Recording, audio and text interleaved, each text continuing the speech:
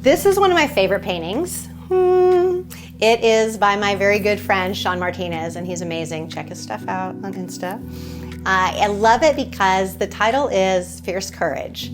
And I know for me that courage oftentimes has got to be fierce. It means it's got to be passionate, it has to be tenacious, it has to be something that I really grab onto and give myself over to. I think of a lot of things actually when I look at this, but one of the things I think about is how we can take cues from unlikely places to elevate and instigate and activate our courage. So, for example, fear.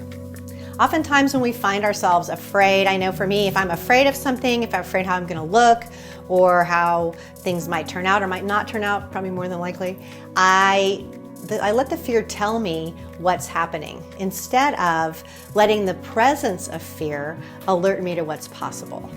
So you can take an unlikely cue from something like fear.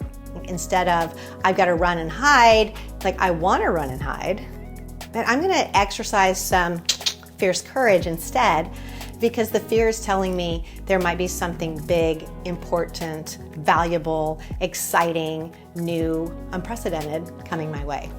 The other unlikely cue that I've noticed is really helpful to pay attention to is when I feel like a fraud. I don't know if anybody out there probably has ever felt like a fraud. This is like a human conversation that we get into.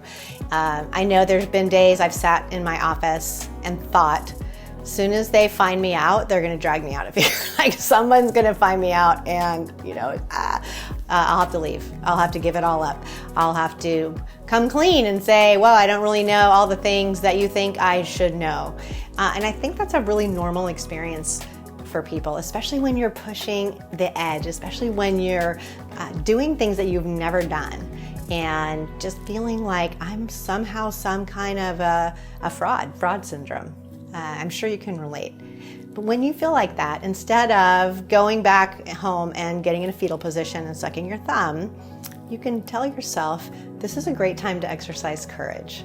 This is a great time to look and see what motivated me to get here in the first place. What's the vision? What's the possibility? What's the hope? What's that thing that I saw that I was so clear about and so confident about in the beginning? And where can I find that again?